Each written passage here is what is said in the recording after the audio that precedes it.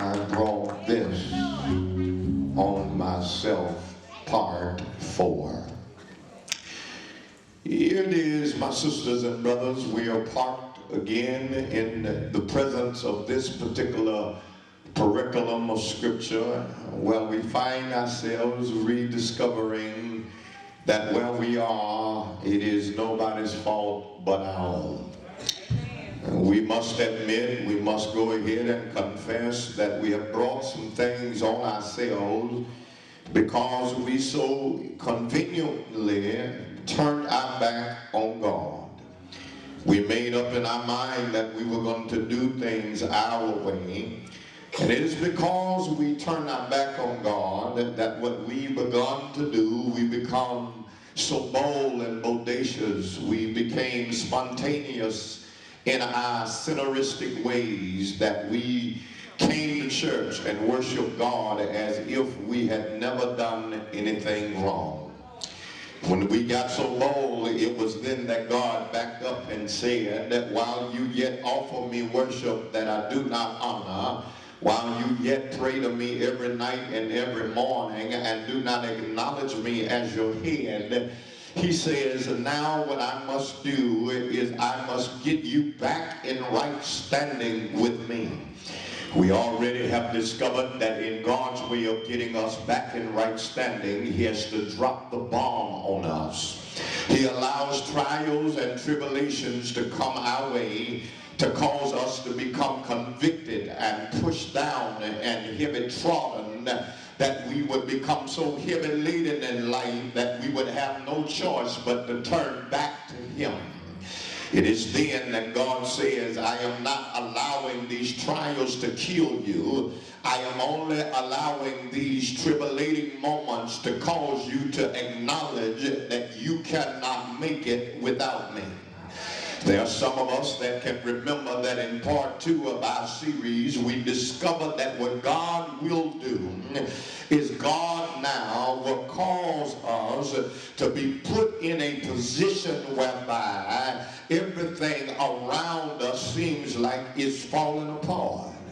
So it is now that God says, I want you back with me. I want to establish you in a manner that you will not repeat the same thing.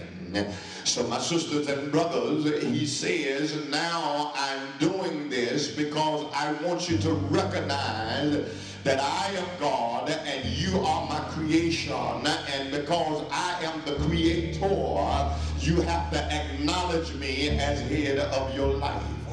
Now, my sisters and brothers, I've got to tell you that many of us, when God drops the bomb on us, if we're not careful, we will return back to the very same thing that caused us to fall out with God. And so then God says, I have to drop bigger bombs on you because you and I keep bringing things on ourselves. See, you and I must now look at each other in the proverbial mirror and admit and submit to the will of God and accept that we have submitted to the will of the enemy. We become what the enemy wants us to become. We are not what God designed or desired. See, Deacon Riley, let's be honest about it. Most of us enjoyed the world. We became habitual of overdoing things our way. We became accustomed to moving with no conscience and no conviction.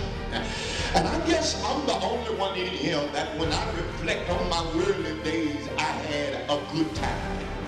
I hope I'm not the only one in here that when I look back over my life and see my life before us, that I can admit that I was having a good time in the world. So those of us in here must recognize that we became so bold that there was no fear of God. We became comfortable and we got good at what we were doing out of the wheel. We remember last week when I told you that when there'll be some that will remind you of what you were, and there will be some that will remind you of how you behave, and we're to lift our hands like Christ and say, this is who I was. This is just what I was.